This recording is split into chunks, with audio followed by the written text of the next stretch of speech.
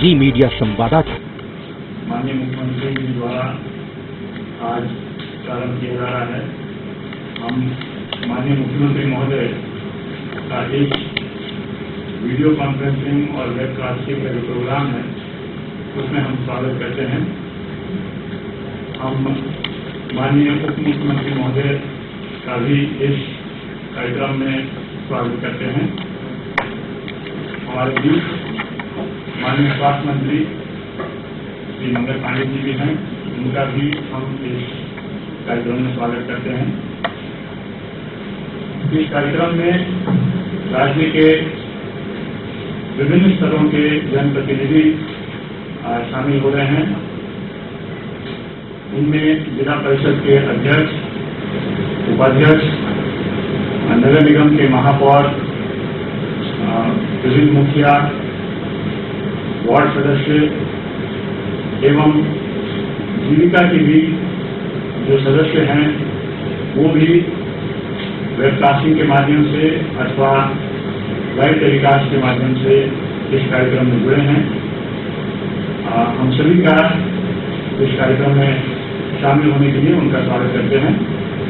मैं अब अनुरोध करूंगा माननीय स्वास्थ्य मंत्री श्री मंगल पांडे जी से कि इस कार्यक्रम को संबोधित करें। माननीय मुख्यमंत्री जी, माननीय उप मुख्यमंत्री जी, मुख्य सचिव श्री दीपक जी, स्वास्थ्य विभाग के प्रधान सचिव श्री उदय सिंह कुमावत जी, आज इस वीडियो कॉन्फ्रेंसिंग के माध्यम से आप सब लोगों के साथ जुड़े हुए माननीय मुख्यमंत्री जी के प्रधान सचिव चंचल जी, उपस्थित सभी वरिष्ठ पदाधिकारीगण और पंचायती राज के हमारे सभी जनप्रतिनिधिगण और शहरी निकाय के जनप्रतिनिधिगण, सभी भाइयों बहनों को मेरा सादर प्रणाम, नमस्कार।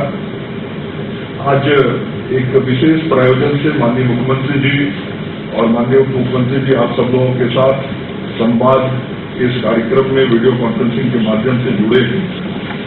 मैं कुछ महत्वपूर्ण बिंदुओं पर ध्यान देके विषय को आगे बढ़ाऊंगा। सबसे पहले तो आप सब लोग को मैं अपनी ओर से भी धन्यवाद देना चाहूंगा कि लॉकडाउन को लागू करने में आप सबों की काफी सराहनीय भूमिका रही है। मित्रों, आप सब लोग से पहले भी माननीय मुख्यमंत्री जी ने संवाद 2 बार किया है और क्वारंटाइन सेंटर से लेके हर गतिविधियों में आप सब लोगों का सहयोग भी रहा है। हम सब जानते हैं कि ये जो कोरोना रोग है ये संक्रमण से फैलता है और जब कोई एक व्यक्ति को कोरोना हो जाता है, संक्रमित हो जाता है, तो इस बात की संभावना रहती है कि जब तक वो स्वस्थ नहीं होता है, यदि दूसरे के संपर्क में आएगा तो वो एक व्यक्ति से दूसरे व्यक्ति में यह संक्रमण फैल सकता है और दूसरे व्यक्ति को संक्रमित कर सकता है। यह एक संक्रामक वायरस है जो बहुत तेजी से फैलता है, जिसको हम लोगों ने देखा है।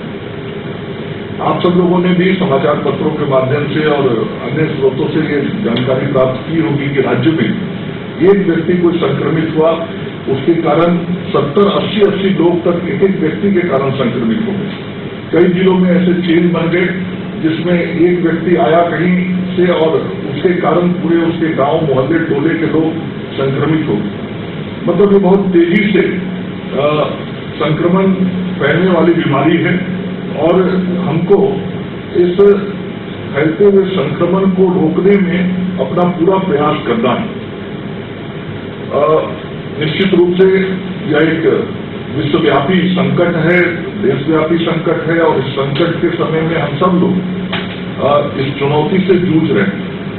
लेकिन माननीय मुख्यमंत्री जी के नेतृत्व में पिछले 15 वर्षों से जो हम सब लोग काम कर रहे हैं, हमेशा जब भी कोई चुनौती हम सब लोगों के सामने आई है, हम लोगों ने चुनौती को अवसर के रूप में बदलने का काम किया है। और यह भी जो चुनौती आई है, माननीय मुख्यमंत्री जी के मार्गदर्शन में हम सब लोग काम कर रहे हैं, उनके नेतृत्व में काम कर रहे हैं, उप मुख्यमंत्री जी के देखरेख में कर रहे हैं और इस चुनौती को भी हम लोगों ने स्वीकार किया है और इसको अवसर के रूप में बदल रहे हैं। बहुत कठिनाइयां, परेशानियां इस बीच में आई, आप सब लोग जो उससे अवगत हैं, उन सब से जूझते हुए हम सब लोग आगे बढ़ रहे हैं। स्वास्थ्य विभाग को माननीय मुख्यमंत्री जी का निर्देश हुआ कि सभी जिलों में जांच की जाए। पहले केवल एक केंद्र पे जांच शुरू हुआ था 7 मार्च को पटना में, आज 22 केंद्रों पर जांच हो रहा है। आज हमारी क्षमता 3500 टेस्ट प्रतिदिन तक की हो गई है और इसी सप्ताह के अंत तक हम इसको 6000 तक और फिर माननीय मुख्यमंत्री जी का जो निर्देश है 10,000 तक टेस्ट करने का, उस लक्ष्य तक हम स्वास्थ्य विभाग को के लोग प्रयास करके पहुंचाएंगे। जो संक्रमित लोग हैं वो आइसोलेशन सेंटर्स पे रह रहे हैं। अभी लगभग 21,500 आइसोलेशन बेड राज्य के अंदर हैं। इसको बढ़ा के 40,000 से अधिक की क्षमता का आइसोलेशन बेड की क्षमता बढ़ाने का काम भी स्वास्थ्य विभाग कर रहा है। लेकिन इस पूरे कोरोना की लड़ाई में जो सबसे महत्वपूर्ण विषय है वह विषय जो मैंने शुरू में कहा कि संक्रमण को रोकने का है। और संक्रमण को रोकने के लिए आज पूरी दुनिया जिस एक वस्तु का सबसे ज्यादा इस्तेमाल कर रही है, जिस चीज का सबसे ज्यादा इस्तेमाल कर रही है वह है फेस कवर, मास्क। और इस मास्क के उपयोग से हम संक्रमण को रोक सकते हैं। जो हमारे मुंह से ड्रॉपलेट्स निकलते जो एकदम दिखता नहीं है लेकिन थूक के लिए जो बहुत महीन कण होते हैं जो निकलते हैं उससे ये बाहर फैलता है, नाक से फैलता है, नाक और मुंह से अंदर भी जाता है। तो आज पूरी दुनिया मास्क का इस्तेमाल कर रही है।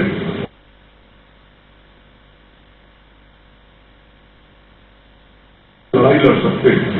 इसलिए माननीय प्रधानमंत्री जी ने भी कहा कि हमको जान की भी चिंता करनी है और जहान की भी चिंता करनी है।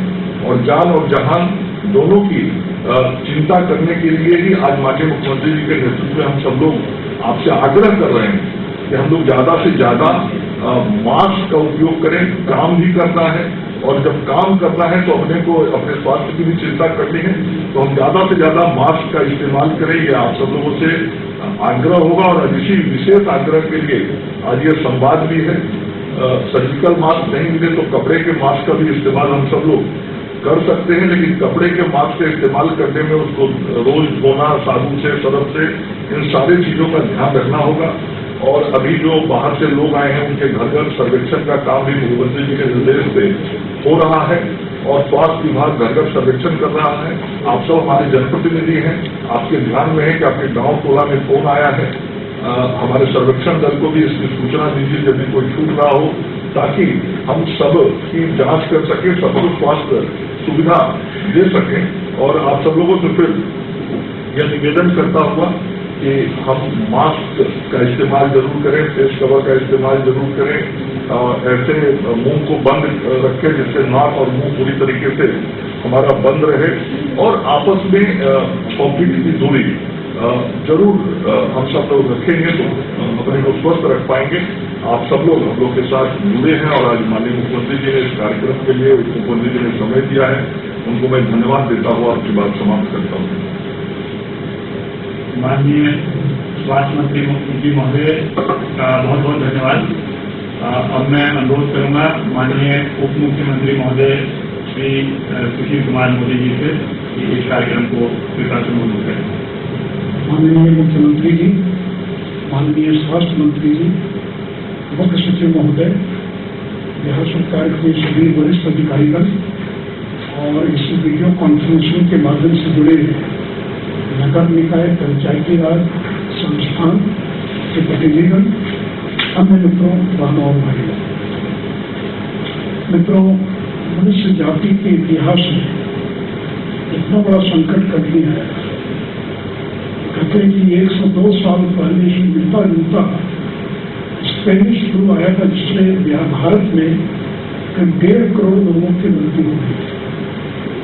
तो मैं आदरणीय प्रधानमंत्री जी और माननीय मुख्यमंत्री जी को धन्यवाद देना चाहूंगा जिन्होंने समय रहते लॉकडाउन का ऐलान कर दिया।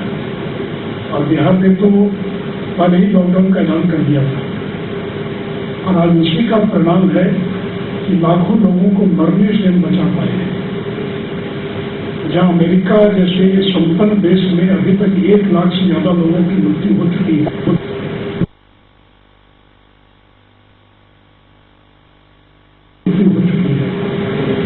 लेकिन बिहार के अंदर 24 लोगों की मृत्यु हुई है, जबकि महाराष्ट्र जैसे प्रदेश के अंदर 2,500 लोग मर चुके हैं। गुजरात में भी आंकड़ा करीब 1000 मामले हैं। तो इसलिए मित्रों, आप सभी लोगों के प्रयास से इस संक्रमण की गति को हम लोग रोकने में सफल हुए हैं। अब बड़ी तेजी से प्रवासी सभी घर लौट रहे हैं। एक आंकड़ा है कि 30 से 40 लाख लोग घर लौट रहे होंगे। फिर जिनों का क्वारंटाइन अवधि जिनकी पूरी हो गई है, ये भी लोग घर लौट रहे हैं। सभी बाजार खुल चुके हैं, बसों का चलना भी प्रारंभ हो गया है।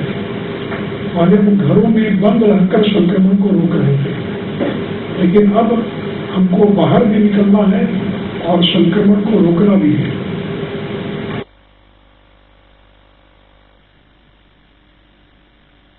संक्रमण की गति को सिर्फ कोरोना से डरना नहीं है, बल्कि कोरोना से सतर्क रहना है, सावधान रहना है। हमको कोरोना के साथ लंबे समय तक जीना सीखना होगा। जैसे HIV, AIDS, TB, smallpox, इनके साथ हम जी रहे हैं, और साथ ही साथ ये जो अब इस संक्रमण को रोकने का, क्योंकि अब बाहर निकल रहे हैं, दूसरी न तो इसकी कोई दवा है और न तो इसका टीका है, इसकी एक ही दवा है, तोलिया लगाना, यही इसकी एकमात्र दवा है।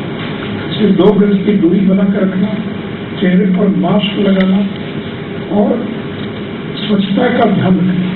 अब जैसा भी मेरे पूर्व के माननीय स्वास्थ्य मंत्री जी ने बताया, मैं इसको केवल एक मिनट में बताना चाहूंगा कि आप मास्क क्यों लगाते हैं। जब हम छींकते हैं, जब खांसते हैं, हमारे मुंह से या नाक से जो छींक से जो छींटा निकलता है, अगर कोई व्यक्ति नजदीक होगा तो छींटा उस पर गिर सकता है और यही संक्रमण का कारण बन सकता है। तो जब आप दूरी बना के रखते हैं तो छींकने या खांसने से जो कण निकलते हैं वो दूसरे आदमी तक नहीं पहुंच पाते। इसे 2 गज की दूरी जरूरी है और चेहरे पर मास्क लगाना इसलिए कि अगर कुछ उससे कम दूरी भी है तो वह आपके भीतर न जा सके। तो इसलिए मित्रों, मास्क लगाने का 2 फायदा।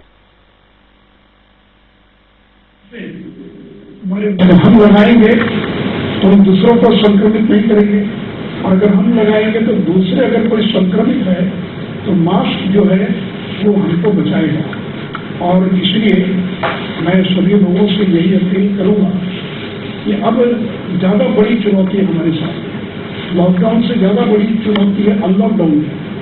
इसलिए हमको हमेशा स्टे हो, घर में नहीं, अपना स्टे अलर्ट, सतर्क रहिए और सावधान रहिए। इससे मित्रों, और जैसा अभी मुख्यमंत्री जी ने आपको बताएंगे और आपको पहले भी मालूम है कि पंचायत आयोग के अनुदान की राशि जो गई है पंचायतों में, उससे प्रत्येक घर में 4 मास्क उपलब्ध कराना है। साथ ही साथ राज्य स्वास्थ्य समिति के द्वारा प्रत्येक पंचायत को 5,000 रुपया और ब्लीचिंग पाउडर छिड़काव करने के लिए भी पहले से उपलब्ध कराया गया। तो मित्रों, मैं आप सभी लोगों से यही अपील और आग्रह करूंगा, इस चुनौती का हमको मुकाबला करना है।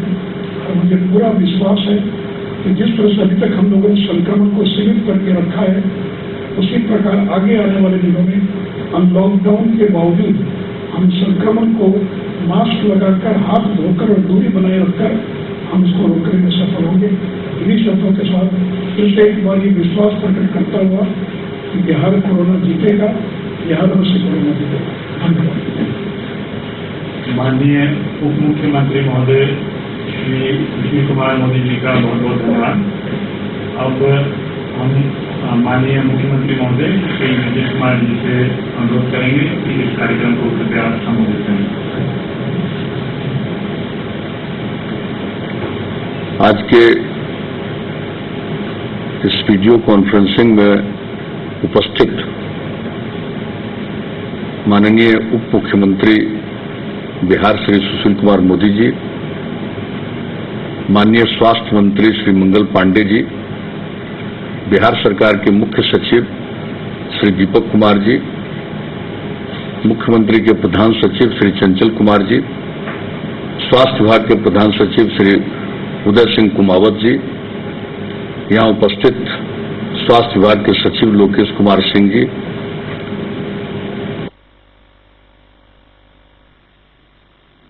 इस वीडियो कॉन्फ्रेंसिंग में और इस कार्यक्रम में जो वीडियो कॉन्फ्रेंसिंग के माध्यम से जुड़े हुए व्यक्ति उपस्थित हैं, जिला परिषद के अध्यक्षगण, सदस्यगण, सभी प्रमुखगण, पंचायत समिति के सदस्यगण, मुखियागण, वार्ड सदस्यगण, सभी सरपंच, पंचगण, जीविका की दीदियां,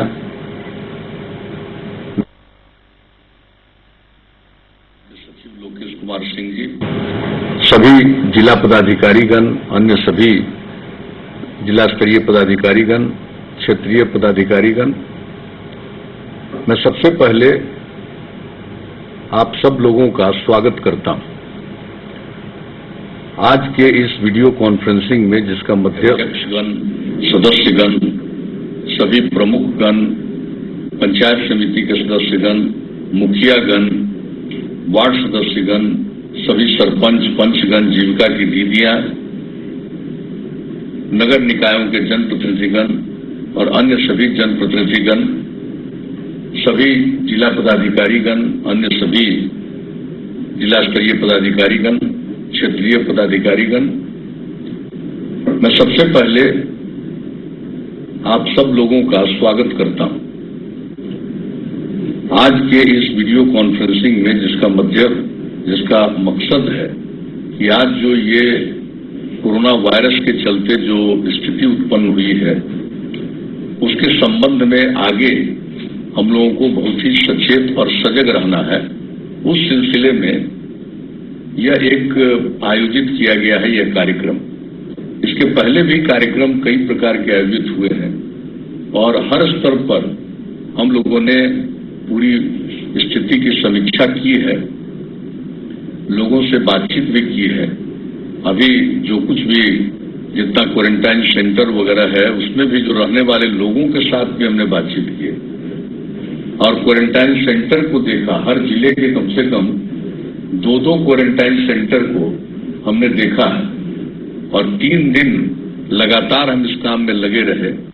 क्वारंटाइन सेंटर में कहाँ है, कैसे लोगों को रखा जा रहा है, कहाँ उनके भोजन का इंतजाम है, कहाँ उनके शौचालय का इंतजाम है और उनके हेल्थ केयर का, उनके स्वास्थ्य के लिए कहाँ पर देखने वाले लोग बैठे हैं, एक एक चीज। और उन लोगों के साथ भी हमने बातचीत की।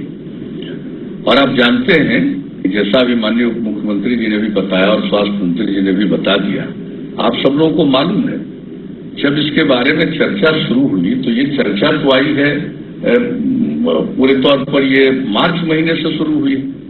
उसके पहले तो ये चीन में था और अन्य जगहों पर फैला था, उसकी कोई खास चर्चा नहीं थी।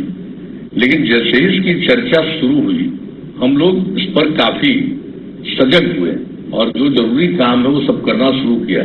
मुझे याद है आज भी कि 13 मार्च को पहली मीटिंग हम लोगों ने की और सब आपस में बातचीत की और आगे क्या करना चाहिए इसके बारे में सोचा। और विधानसभा, विधान परिषद का आप जानते हैं चल रहा था बजट सेशन, बजट सत्र चल रहा था और उसको सभी दल के लोगों के साथ बातचीत करके 16 मार्च को उसको स्थगित कर दिया गया। बजट पारित करने के बाद ये सब काम हुआ और हम लोगों ने जब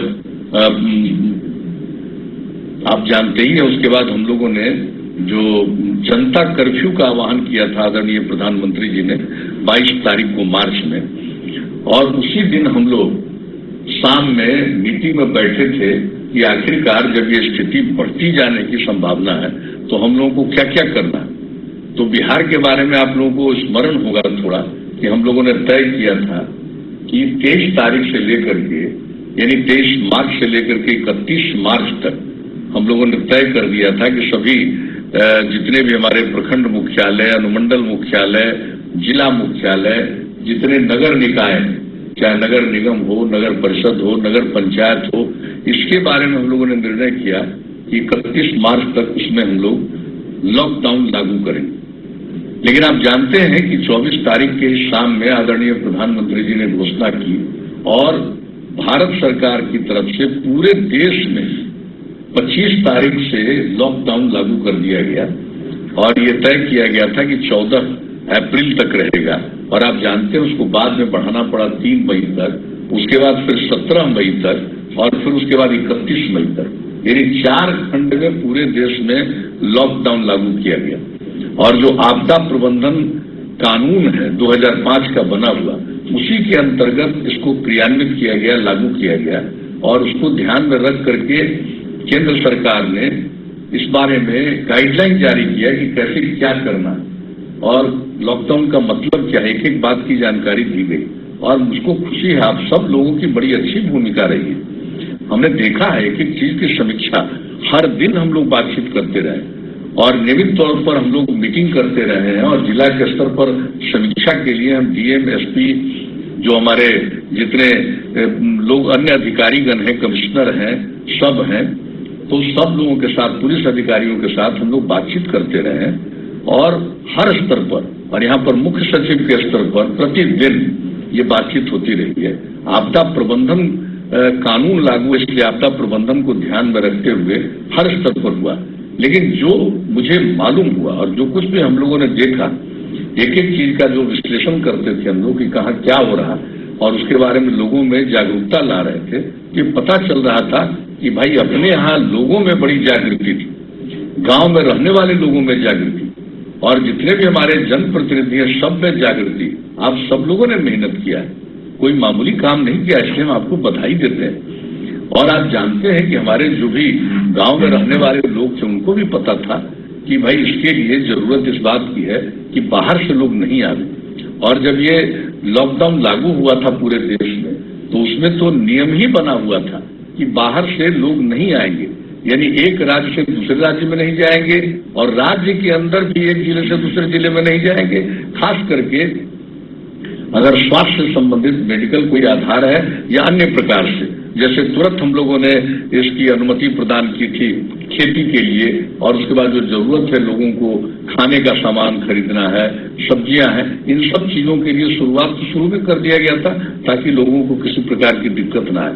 लेकिन लोगों को ये बताया गया कि भाई आप लोग घर में रहिए, जरूरत पड़ने पर इन सब कामों के लिए कोई गया तो ये बात हुई। और ये मास्क की बात उसी समय आ गई, और मास्क के बारे में तो हमारा अनुभव है, जब 16 तारीख को विधानसभा और विधान परिषद को स्थगित किया गया, तो उस समय जो डॉक्टर्स लोगों की सलाह थी, वो सलाह थी कि जो अगर बीमार है उसको मास्क पहनना है, और जो इलाज करने में डॉक्टर है, अन्य लोग हैं, उनको मास्क पहनना है, बाकी को मास्क नहीं पहनना है। तो ये हम लोग सब जान रहे थे, उस समय कह रहे थे। लेकिन बाद में पता चला कि नहीं साहब, मास्क पहनना लोगों की रक्षा के लिए जरूरी है। तो ये बाद में शुरू हुआ। और आप जानते हैं कि मास्क शुरू में मिल नहीं रहा था, तो हम लोगों ने जीविका समूह को और अन्य प्रकार से कहा कि इसका मास्क का निर्माण किया जाए। अब वो ऐसी स्थिति नहीं है, अब सब जगह, अब बड़े पैमाने पर जीविका समूह को भी इस बात के लिए हम धन्यवाद देते हैं कि उन लोगों ने इस मास्क का काम किया।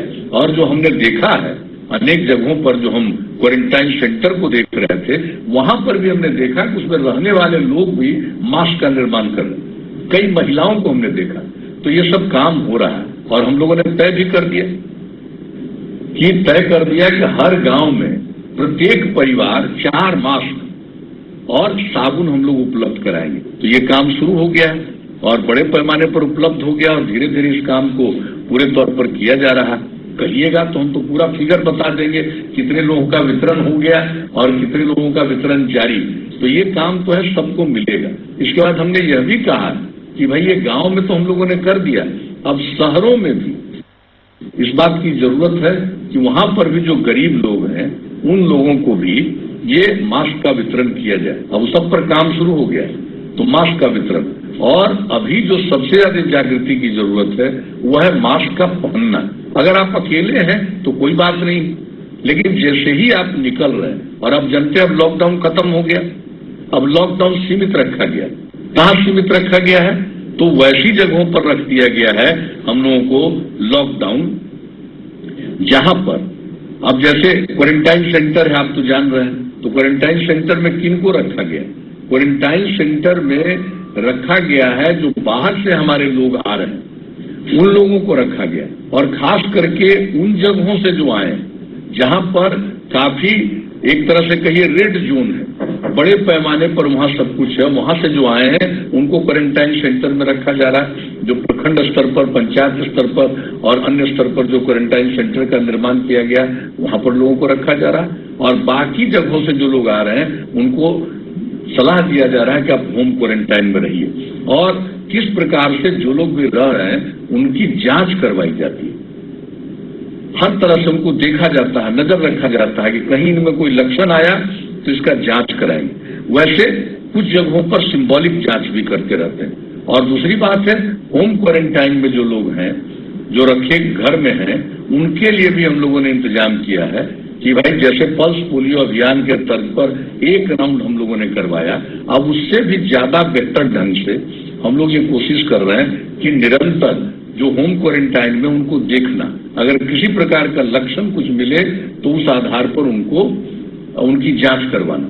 तो ये काम किया जा रहा है ताकि लोगों को सुरक्षित रखा जाए। आप जानते हैं क्वारंटाइन सेंटर में भी बहुत लोगों की जांच होती है तो उसमें पॉजिटिव निकल आता है। तो ये तो कुछ भी हो सकता है, और कभी कभी आदमी को ये पता नहीं रहता है, कुछ भी दिखता भी नहीं है कोई लक्षण, लेकिन पॉजिटिव निकल जाता है। और बहुत लोगों को जब कुछ पॉजिटिव उसका निकलता है तो उसमें कुछ दिखाई पड़ता है कि उनको बुखार वगैरह हो गया या अन्य प्रकार की बीमारियां हुई।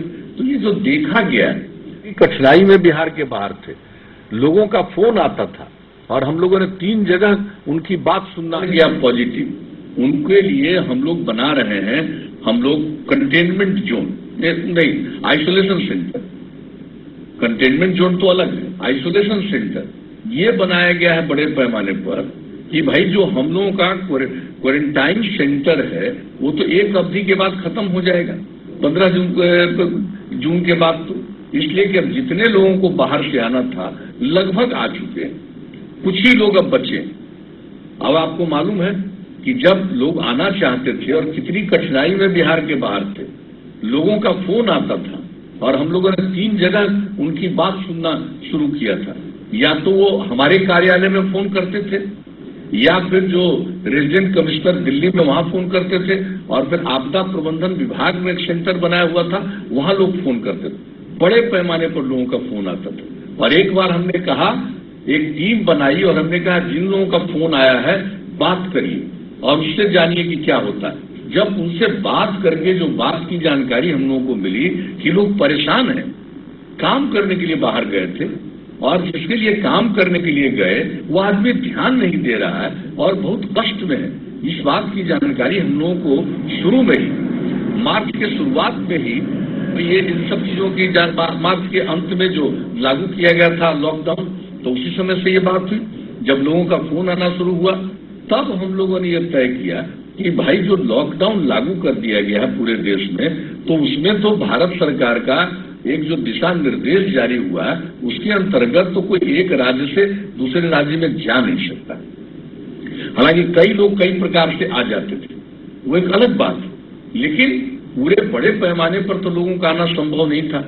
तो फिर जब इस बात को देखते हुए जो आगे हम लोगों ने इसके लिए अनुरोध भी किया, आप सबको मालूम है, लेकिन उस बीच में जब अनुरोध किया तो इसके बारे में 27 तारीख को अप्रैल महीने में जब मीटिंग हुई थी प्रधानमंत्री जी के स्तर पर सारे मुख्यमंत्रियों की, तो उसमें भी हमने इस बात को रखा था कि भाई जब ऐसी स्थिति है लोगों को आना है तो आने का व्यवस्था होना चाहिए। तो एक निर्णय हो गया और फिर बाद में हुआ कि बस वगैरह से आएंगे, लेकिन हम लोगों ने कहा कि भाई ट्रेन से आएंगे तो ज्यादा सुविधा होगी, और हम इसके लिए केंद्र सरकार को धन्यवाद देते हैं कि उन लोगों ने ट्रेन की व्यवस्था शुरू कराई और ट्रेन से बड़ी संख्या में लोग आए और ज्यादा बेहतर ढंग से आए। भाई इक्का दुक्का घटना तो घट सकती है, उसको तो उसमें कहीं इक्का दुक्का कोई गलत नहीं करेगा, हो जाता है, लेकिन तो उसमें कहीं इक्का दुक्का कोई गलत नहीं करेगा, हो जाता है। लेकिन जब आना शुरू हुआ तो आप जान लीजिए कि ट्रेन से आना शुरू हुआ तो लोगों को कितनी सहूलियत हुई, लोग आने लगे। लेकिन जो हम बात कहना चाहते हैं, जो लोगों का फोन आ रहा था, तो फोन को सुनने के बाद और जो पूरी चीजों की जानकारी मिली, तो वहां के सरकार को भी हम लोग अनुरोध किया कि भाई आप क्या हैं, इन लोगों का पर ध्यान रखिए। और हम लोगों ने क्या किया, हम लोगों बाहर फंसे हुए उनको हम कुछ मदद करेंगे, और हम लोगों ने तय किया मुख्यमंत्री राहत कोष से, सीएम रिलीफ फंड से जो हमने ये तय कर दिया कि उन लोगों को 1,000 रुपया की मदद करें। और आपको मालूम है कितना एप्लीकेशन आया? 20 लाख से भी ज्यादा लोगों को मदद दी जा चुकी। और अब कुछ लोग आ गए पटना, उनका मान लीजिए यहाँ पर अकाउंट नहीं था, अब हमने यह भी दिशा निर्देश दिया है कि अब यहाँ आ गए हैं उनको वो पैसा भी जरूर दे दी। तो खैर ये सब तो एक अलग बात है। हम लोगों ने उन लोगों के बारे में सोचा और बाद में अनुरोध किया तो बड़ी संख्या में आने लगे। यानी 1 या 2 मई से जो आना शुरू हुआ है रेल का, अब लब तक पूरा है। अब आज भी कुछ आ रहा है, 1 आध दिन और आएगा। तो अब जितने लोग आएंगे तो हम लोगों ने तय किया, पहले बताया कि जो खराब स्थिति में जहां थे, जिसको कहा जाता है रेड जोन, वहां से लोग आ रहे हैं, जहां पर बड़ी संख्या में ये कोरोना वायरस के पीड़ित लोग थे, तो उन लोगों को हम लोगों ने यही क्वारंटाइन सेंटर में रखने का निर्णय लिया। अब क्वारंटाइन सेंटर में रह करके 14 दिन पूरा होने के बाद कई लाख लोग चले गए। आज भी 5 लाख से भी ज्यादा लोग अभी क्वारंटाइन सेंटर में हैं और जो लोगों को भी आकर के रखना उसको रखा जाएगा। लेकिन अब इसकी जरूरत इस महीने के 15 तारीख के बाद नहीं पड़ेगी। लेकिन हम लोगों ने क्या तय किया है? हम लोगों ने तय किया है कि भाई लोग आ जाएंगे, इसके बाद भी कुछ दिन के बाद पता चला कि इनको कुछ पॉजिटिव निकल गया कोरोना वायरस का, तो वैसी स्थिति में उनको रखना पड़ेगा आइसोलेशन सेंटर। तो आइसोलेशन सेंटर का भी काफी विस्तार किया गया और हमने ये तय किया कि भाई जो हम लोग स्कूल वगैरह में, कॉलेज में और कई जगहों पर जो ये बनाए हुए हैं क्वारंटाइन सेंटर, अब स्कूल वगैरह में नहीं, क्योंकि एक स्टेज के बाद तो हमको स्कूल और कॉलेज में पढ़ाई शुरू करनी है, तो वैसी स्थिति में वहां नहीं, उससे अलग चाहे कुछ जगहों को किराए पर लेकर के, होटल वगैरह को किराए पर लेकर के, या ऐसे संस्थान जिसका निर्माण किया गया है बिल्डिंग्स का सरकार की तरफ से, उसका अभी तत्काल उपयोग करना कोई जरूरी नहीं है, कुछ दिन के बाद उपयोग करेंगे। तो नए बिल्डिंग्स में तो कुल मिलाकर के ये सब काम किया जा रहा है ताकि लोगों को आइसोलेशन सेंटर बना करके वैसी जगहों पर रख दिया जाए।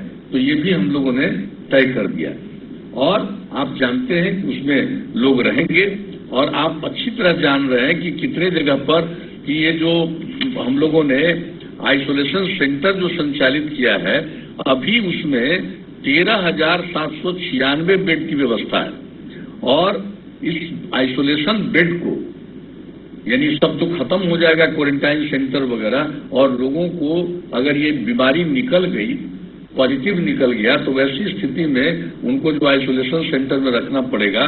तो हम लोगों ने तय कर दिया है कि इसके लिए 40,000 बेड का इस्तेमाल, और उसके लिए पूरा का पूरा काम होना शुरू हो गया है। और दूसरी चीज है कि 2 तरह की बात है, अगर किसी का पॉजिटिव निकलता है तो उनको हम लोग रखेंगे इसमें आइसोलेशन सेंटर में, यानी जिस पर कोई बाहर का लक्षण नहीं दिखता है, यानी उनको न बुखार है, न खांसी है, न अन्य प्रकार की बीमारी, तो वैसे लोगों को रखते हैं आइसोलेशन सेंटर में, घर पर नहीं आइसोलेशन सेंटर में। और अगर उनमें किसी प्रकार का बुखार है, कुछ भी है, तो उसको वहां से लेकर के लिया जाता है और अनुमंडल स्तर पर, सब डिवीजन के स्तर पर बना हुआ है कोविड हेल्थ सेंटर, और इसमें 3,811 बेड की व्यवस्था की गई, वहां उनको ले जाया जाएगा। और अगर वो ज्यादा उनकी तबीयत खराब है, बहुत खराब है, तो उनको आप जानते हैं कोविड केयर हॉस्पिटल, 3 हॉस्पिटल है, एक है पटना में नालंदा मेडिकल कॉलेज हॉस्पिटल, दूसरा Jawaharlal Nehru college and hospital Bhagalpur, और तीसरा Anugrah Narayan Magadh medical college and hospital गया। ये 3 जगह है जहां पर सबसे गंभीर अगर हो जाएगा लोगों को तो वहां ले जाया जाएगा। यानी अगर किसी का पॉजिटिव निकला तो आइसोलेशन सेंटर में, अगर उनमें कुछ लग गया कि बुखार वगैरह है, तब उनको ले जाकर के प्रखंड अनुमंडल स्तर के कोविड हेल्थ सेंटर में, और ज्यादा बीमारी होगी तो ये 3 अस्पताल में। और जान लीजिए कि तीनों हॉस्पिटल में मरीजों के लिए कुल 2,344 बेड की व्यवस्था की गई। ये सारा इंतजाम किया गया और हर तरफ से हम लोग सचेत हैं और एक एक चीज की समीक्षा कर रहे हैं। बाहर से आने वाले लोगों के जांच में पॉजिटिव निकल रहा है तो इसकी संख्या जो भी बढ़ानी पड़ेगी, इसलिए आपको आइसोलेशन सेंटर का जिक्र हमने किया, अब उसकी संख्या बढ़ा करके 40,000 करना है। तो एक एक काम पर जो पूरा का पूरा राज्य सरकार का जो विभिन्न विभाग है, जैसे हेल्थ डिपार्टमेंट, उनको बहुत चीज देखना है। ये सारे लोग और अन्य विभाग के लोग भी सब तरह से काम कर रहे हैं। और एक बात और जान लीजिए कि अब ये लोग तो आ गए, अब हम लोगों ने क्या सोचा कि भाई जितने लोग आ गए हैं तो इन लोगों के लिए तो हम लोग को करना है। और एक बात हम बताना चाहते हैं, जरा बिहार में जिस तरह से हम लोगों ने काम किया है, ये जो हम लोगों ने क्वारंटाइन सेंटर बनाया है, आपको हम बताएं कि एक क्वारंटाइन सेंटर में किसी भी क्वारंटाइन सेंटर में कई लाख की संख्या में लोग रहे और किया गया है। और आप जान लीजिए कि वहां पर लोगों पर एक व्यक्ति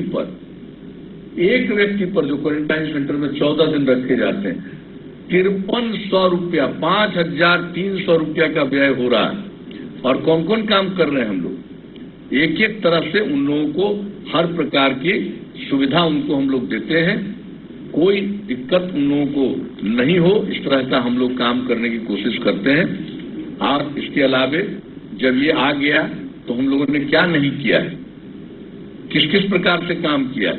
हम लोगों ने तय कर दिया कि जितने हमारे राशन कार्ड धारी हैं और राशन कार्ड हेतु चिन्हित परिवार हैं, इन सब लोगों को 1000 रुपया देंगे। अब तक 1,62,00,000 लोगों को, जिसमें 1,41,00,000 राशन कार्ड धारी हैं और 21 लाख जिनको चिन्हित किया गया है कि जिनको राशन कार्ड नहीं है, ऐसे लोगों को 1000 रुपया दिया जा चुका है। और बाकी लोगों को भी इसके लिए पूरी कोशिश हो रही है। हम लोग देख रहे हैं कि कोई व्यक्ति बचे नहीं, सबका राशन कार्ड बन जाए, उसके लिए काम कर रहे हैं हम लोग तेजी से। और जान लीजिए कि राशन कार्ड धारी और राशन कार्ड हेतु चिन्हित परिवारों को जो हम दे रहे हैं, और उसके अलावे जिनको नया चिन्हित किया गया है कि इनको राशन कार्ड बनना चाहिए, उस सबको मिला करके अभी ही 1000 रुपया प्रति व्यक्ति को देने में 1,62,00,000 लोगों को तो खर्च किया जा चुका है राज्य सरकार की तरफ से 1,620 करोड़ रुपए की राशि दी जा चुकी है। अब जितने पेंशन है, 85 लाख पेंशनधारियों को 3 महीने का पेंशन अतिरिक्त दे करके 1,017 करोड़ रुपए की राशि खर्च की गई। शिक्षा विभाग के द्वारा छात्रवृत्ति, साइकिल योजना, पोशाक योजना इत्यादि योजनाओं के अंतर्गत कुल मिलाकर के 3,261 करोड़ रुपए की राशि खातों में दी गई है। आपदा राहत केंद्र चलाया गया, 200 से अधिक आपदा राहत केंद्रों का संचालन किया गया, जिसमें 74,74,000 लोग प्रतिदिन लाभान्वित हुए। और आप जानते हैं बिहार में हम लोगों ने कोरोना उन्मूलन कोष का गठन किया गया, जिसमें सब लोगों की तनख्वाह जो होती है, चाहे मुख्यमंत्री हो, मंत्री हो, विधानसभा के सदस्य हो, विधान परिषद के सदस्य हो, उनके तनख्वाह में कटौती की गई। इसके अलावे जो हम लोग करते हैं, सहायता करते हैं, एमएलए और एमएलसी के रिकमेंडेशन पर जो योजना चलती है, जिसमें उन लोगों को जो पैसा दिया जाता है 1 साल में 3 करोड़ रुपए का, तो उसी में से 50 लाख रुपया कम किया गया और उसके आधार पर बना दिया गया कोरोना उन्मूलन कोष।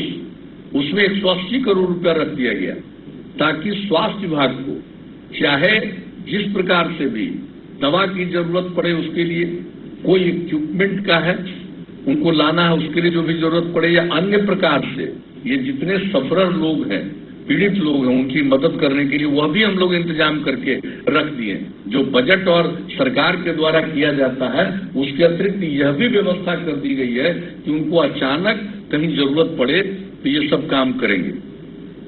तो एक एक तरह से हर प्रकार से आप समझ लीजिए कि पूरे तौर पर कितने तरह से लोगों को हम लोग मदद करने की कोशिश कर रहे हैं। और सबका आपको हमने संक्षेप में जिक्र कर दिया है, कितनी राशि खर्च की जा रही है। और यही नहीं, हम लोग को चिंता है इसी का नहीं, इसके अलावा जो आपदा पीड़ित होते हैं आप सब जानते हैं, हम लोगों ने आपदा प्रभावित लोगों के लिए शुरू से काम किया है। याद करिए आप 2007 में क्या हुआ था जब 22 जिला प्रभावित हुआ था। 2008 में बताइए कोसी की त्रासदी आई, इसके बाद कितनी बार बाढ़, कितनी बार सूखा, सब कुछ आता गया। 2019 में क्या प्रभाव पड़ा। और उसके बाद जो आपदा पीड़ित लोग थे और हम लोगों ने जल जीवन हरियाली अभियान की शुरुआत की, ये सब उसके लिए लोगों को हम लोगों ने कोशिश किया।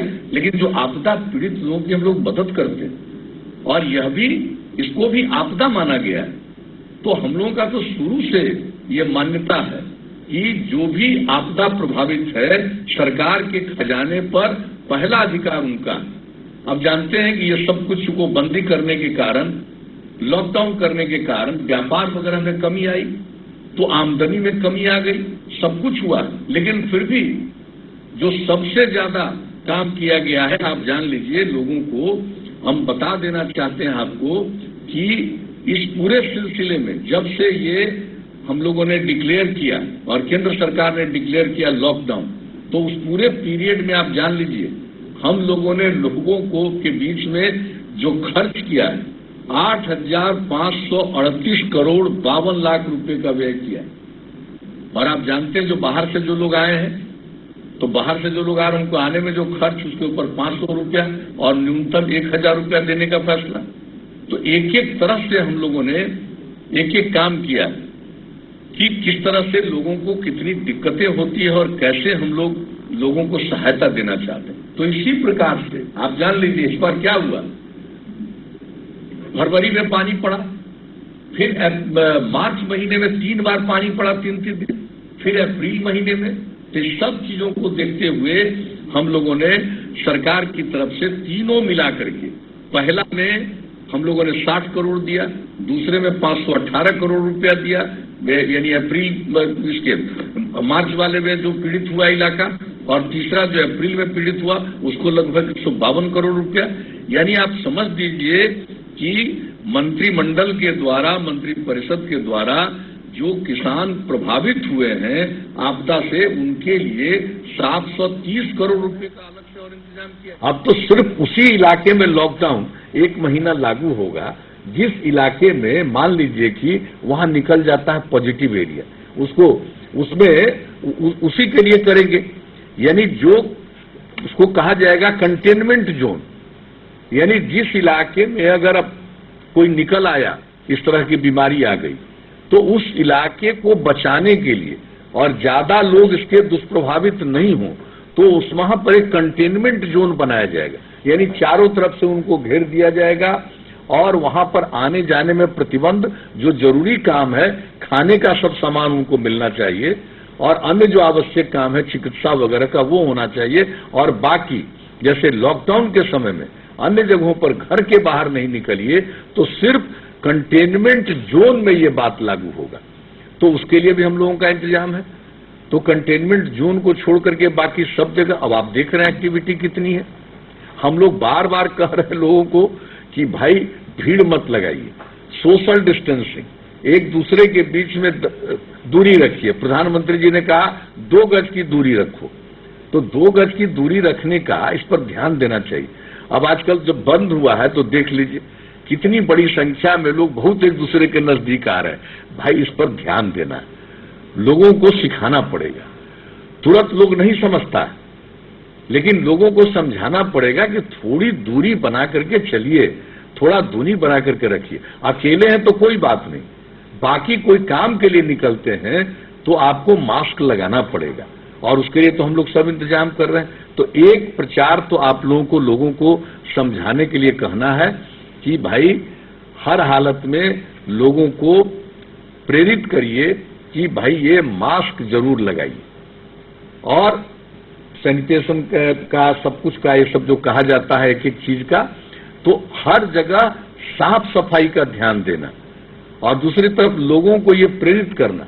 अब देख रहे हैं हम लोग कैसे रखे हुए हैं, अब जैसे ही कुछ होगा, अभी बोल रहे हैं तो कोई बात नहीं, ऐसे करेंगे तो तुरंत ये देखिए, तो इससे भी होगा। और दूसरा जो मास्क पहनने का कई तरीका है, अभी बता रहे थे हमारे स्वास्थ्य मंत्री जी, तो मास्क का प्रयोग करना जरूर चाहिए। ये लोगों को प्रेरित करिए, हम इन लोगों को कहेंगे।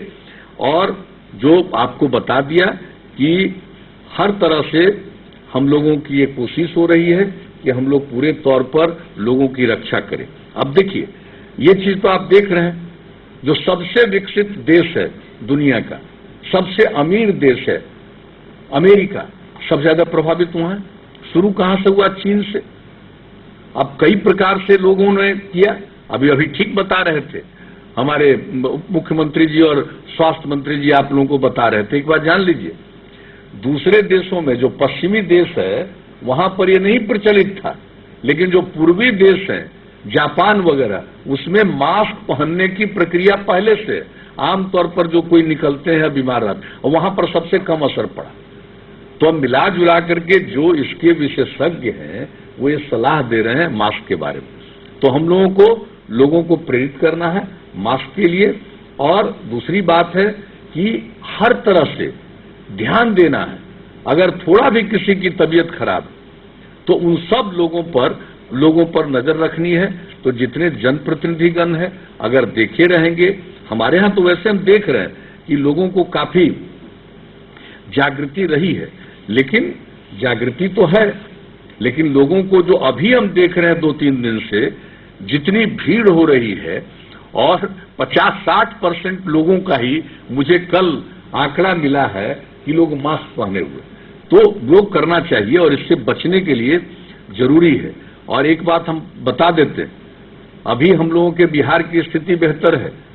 अब एक जो पूरे विश्व में ये महामारी बन चुका है, अब तक विश्व के 215 देशों के 64,52,400 लोग संक्रमित हो चुके हैं और 3,82,480 लोगों की मृत्यु हो चुकी है पूरे दुनिया में। अब भारत में, अपने देश में अब तक 2,07,615 लोग प्रभावित हुए हैं और अब तक इसमें से 5,815 लोगों की मृत्यु हुई है। और बिहार में अब तक कुल 81,413 सैंपल्स की जांच की जा चुकी है और अब कोरोना पॉजिटिव मरीजों की संख्या बढ़कर के हो गई है 4,096। अभी जो देश में जैसी स्थिति उससे भी कम है, लेकिन बढ़ रहा है ना, ध्यान रखना, 4,096। और इसमें से अब तक 1,803 लोग स्वस्थ हो चुके हैं और अब तक कुल आज सुबह को लेकर के 25 लोगों की मृत्यु हुई है। और अभी वर्तमान में लगभग 2,269 लोग एक्टिव हैं अभी। तो आप समझ लीजिए कि 3 मई के बाद जब बाहर से लोगों का आना शुरू हुआ, तब उसके बाद बिहार में लौटने वाले लगभग 3,000 व्यक्ति कोरोना पॉजिटिव पाए गए। तब तो बड़ी संख्या में आए हैं। सबका तो आप इलाज कर नहीं सकिएगा, लेकिन नजर तो रखिएगा।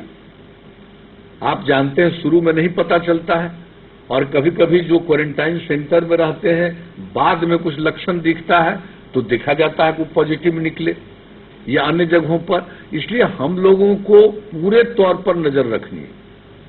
घर में भी रहेंगे तो हम लोगों ने कहा है कि उसके बारे में नियम बना दिया गया है और आप लोगों को भी। और हम तो ये भी कहेंगे कि भाई ग्रामीण चिकित्सक लोग भी हैं, उनका भी हम लोगों ने मदद किया था, ट्रेनिंग पहले कराया था। हम उनसे भी आग्रह करेंगे कि भाई नजर रखिए। गांव के लोग इलाज कराने के लिए आप ही के यहाँ चले जाते हैं, तो जो ग्रामीण चिकित्सक लोग हैं उन लोगों को भी ध्यान रखना चाहिए। वो जैसे ही देखते हैं अगर उनको कोई लक्षण दिखे तो तुरंत उनका जांच के लिए आप कहिए कि जांच करा लीजिए। तो हर किसी को, और जितने हमारे जनप्रतिनिधि हैं, अब हमारे बिहार के जनप्रतिनिधियों में कोई कमी नहीं है। हम जानते हैं आप लोगों में बहुत क्षमता है, हमको पूरा विश्वास है आप पर। आखिरकार बिहार में अगर हमने इन चीजों का सामना किया है तो इसमें आप सब लोगों की बहुत अच्छी भूमिका है। आपने भी इसके लिए जो काम किया उसी के चलते बिहार कम से कम प्रभावित रहा है। लेकिन आगे भी हम प्रभावित न हो, इसके लिए आवश्यक है आपको जागरूक रहना, आपको सजग रहना और लोगों को बताना है भाई डरो मत। ये तो आ गया है दुनिया भर में, डरने की कोई जरूरत नहीं है। सचेत रहना है, सजग रहना है। और सचेत और सजग रहने में क्या है भाई, कि अगर किसी प्रकार की भी उसको लक्षण मिलता है तो उसकी जांच करा लेना चाहिए।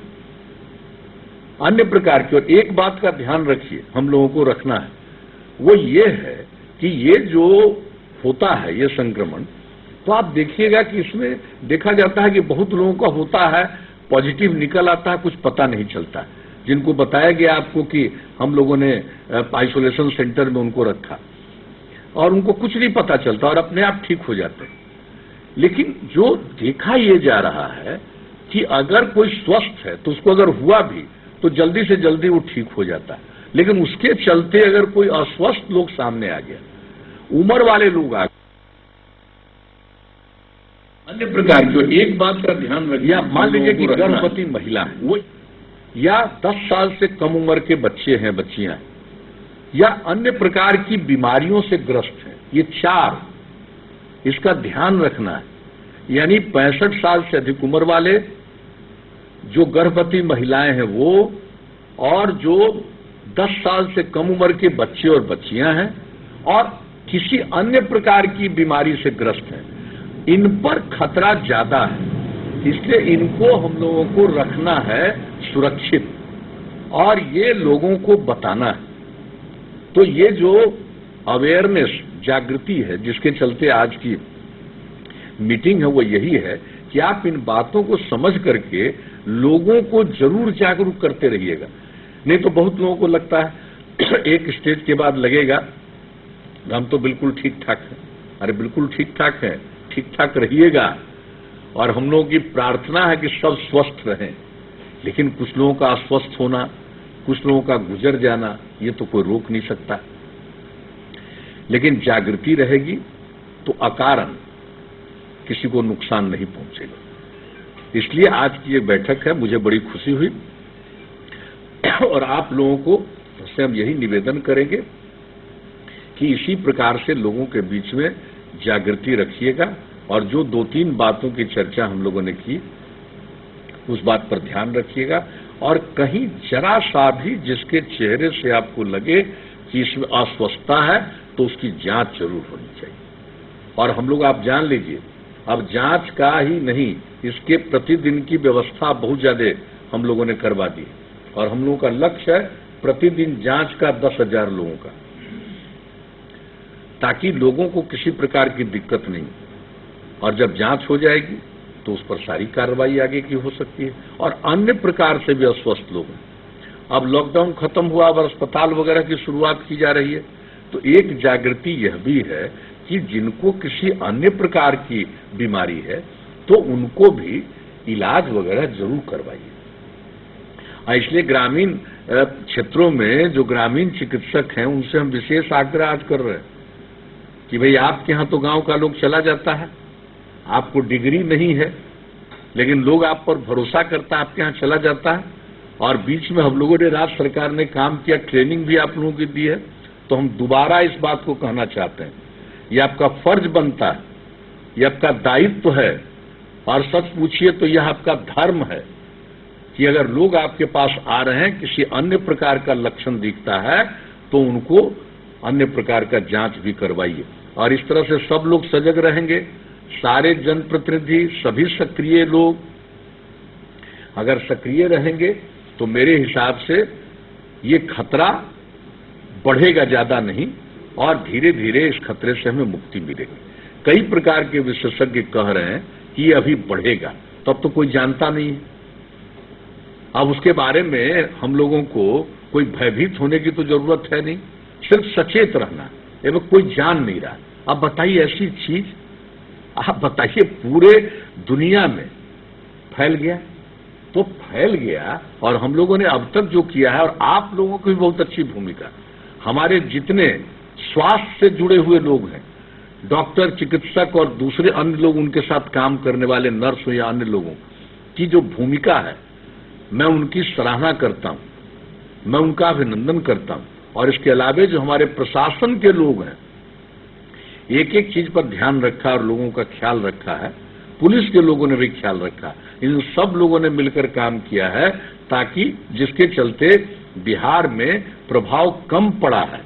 और अब चूंकि लॉकडाउन खत्म हो गया है, तो लॉकडाउन खत्म हो गया है भाई, तो अब जब खत्म हो गया तो अब इसके अलावे सबको सचेत भी रहना है।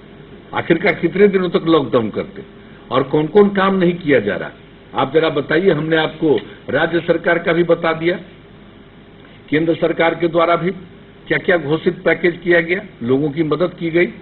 प्रधानमंत्री जनधन योजना के अंतर्गत महिला खाताधारियों को 500 रुपया प्रति माह 3 महीने के लिए, प्रधानमंत्री उज्ज्वला योजना में लाभार्थियों को 3 महीने में 3 गैस सिलेंडर मुफ्त में दिया गया। राशन कार्ड धारियों को 3 महीने तक प्रति व्यक्ति 5 किलो अनाज और प्रति परिवार 1 किलो दाल मुफ्त में दिया जा रहा। केंद्रीय पेंशन योजना के अंतर्गत, जैसे हम लोगों का जो पेंशन है, केंद्रीय पेंशन योजना में सीमित लोग हैं और हम लोगों का कुल मिलाकर के बहुत ज्यादा 87 लाख के करीब, तो जो केंद्रीय पेंशनधारी है उनको भी उस 1000 रुपया दे रहे हैं। और हम लोग तो अपने पेंशनधारियों को जो राज्य पर निर्भर है उनके लिए तो किया ही है, 3 महीने का हम लोगों ने करके दिया है। इसके अलावे आप लोग सब जानते हैं, हमने स्वास्थ्य कर्मियों और डॉक्टरों के लिए जो इंतजाम शुरू में ही किया, फैसला किया और केंद्र सरकार ने भी कर दिया कि उनके लिए बीमा 50 लाख रुपए का।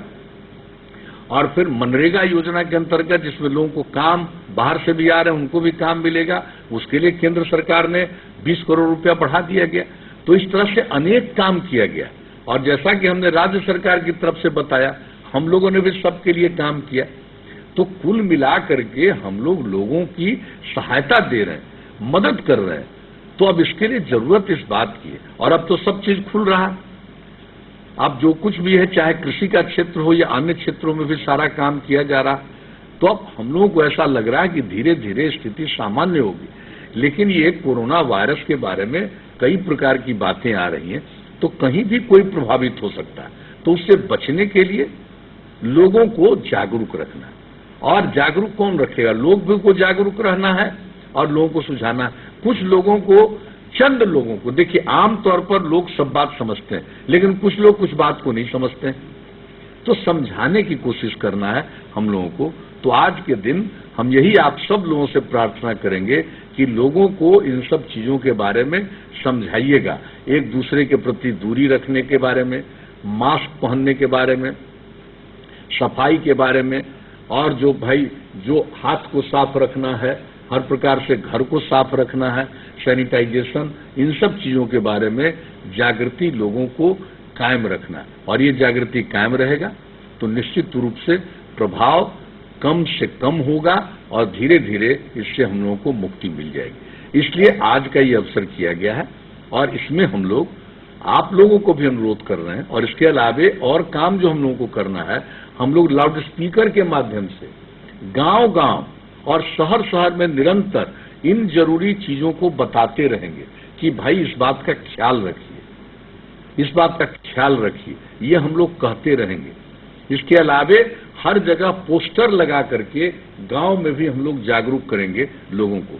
इसके अलावे रेडियो, टेलीविजन के जरिए भी इन सब चीजों का हम लोग प्रचार करेंगे। ये सब तो करेंगे, लेकिन इसके साथ साथ जो सबसे जरूरी चीज है, वह जरूरी चीज क्या है?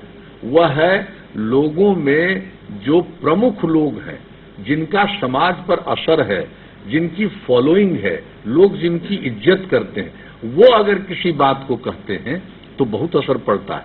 और देखिए, हम लोगों का व्यक्तिगत अनुभव है, जनप्रतिनिधि रहे हैं, तब से हमने देखा है गांव वगैरह में कोई आदमी अस्वस्थ रहता था। आज की बात हम नहीं बता रहे, हम कितना पुराना 35 साल पुरानी बात अपना अनुभव बताते हैं कि लोग जब गांव में जाते थे, विधायक थे, तो हम लोगों से पूछते थे कि अच्छा बताइए विधायक जी, यहां हम लोग बगल में क्या करें। तो एक एक चीज के बारे में लोगों का, जिनका जो प्रभाव है, जिन पर लोगों का भरोसा है, लोगों का विश्वास उन पर बहुत है। इसलिए हम हाथ जोड़कर पुनः आप सब लोगों से प्रार्थना करेंगे कि सारे जनप्रतिनिधि, आप सब लोग भी इस बात का ख्याल रखिएगा और लोगों को समझाइएगा। हम जानते हैं चंद लोग ऐसे होते हैं जिनका दिमाग बाएं दाएं भड़कता रहता है, वो नहीं मान सकते, लेकिन हम लोगों का दायित्व है सबको कहना। लेकिन ज्यादातर लोग, अधिकांश लोग आपकी बात मानेंगे और लोग आज मानते रहे। चाहते हैं कि जो लोग भी हमारे यहाँ हैं उनके भी रोजगार के लिए, जो हमारे यहाँ रहते हैं, सारा काम मनरेगा वगैरह से लेकर के जल जीवन हरियाली अभियान के अंतर्गत जो कार्यक्रम है उसकी शुरुआत करा के, सड़क का काम, अन्य जो विकास का काम है उसको करा करके लोगों को काम में लगाना। और दूसरा, जो हमारे बाहर से लोग आ गए, हम जो बात किए, हम लोगों से आग्रह किए कि भाई आप दूसरी जगह सेवा करने गए और उन लोगों को ख्याल रखना चाहिए था कि जो आदमी कहीं काम करने गया है और लोगों का काम करता है, वो आज कष्ट में है, उसका ध्यान नहीं रखा।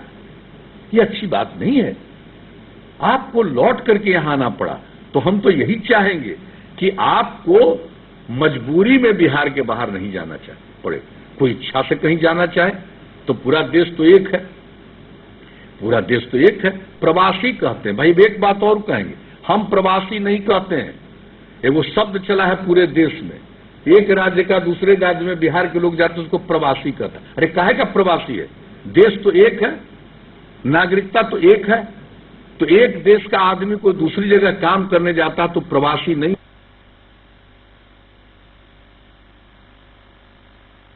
प्रवासी जैसा उनको रूप। अरे भाई देश एक है, कहीं का कहीं गया काम करने, उसको किसी तरह का कष्ट नहीं होना चाहिए था, लेकिन कष्ट हुआ। तो हमारे बिहार के लोगों को जो बाहर में कष्ट हुआ है, हमें ठीक नहीं लगा। हम लोगों ने बहुत कोशिश की है, लेकिन लोग मजबूर होकर के आए।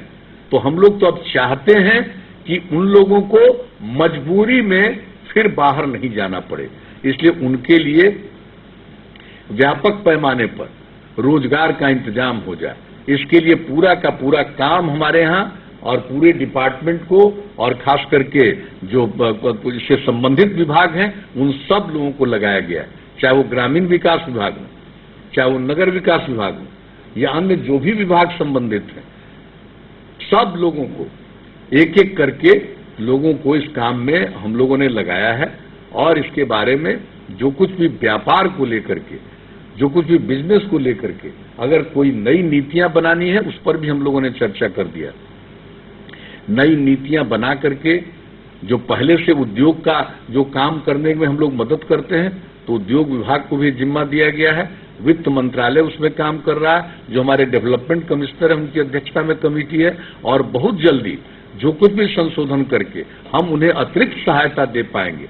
केंद्र की तरफ से भी कुछ काम किया गया है, छोटे उद्योग, मध्यम उद्योग और दूसरे प्रकार के जो और भी छोटे से भी ज्यादा छोटे उद्योग, उन सब लोगों के लिए भी उन लोगों की तरफ से किया जा रहा।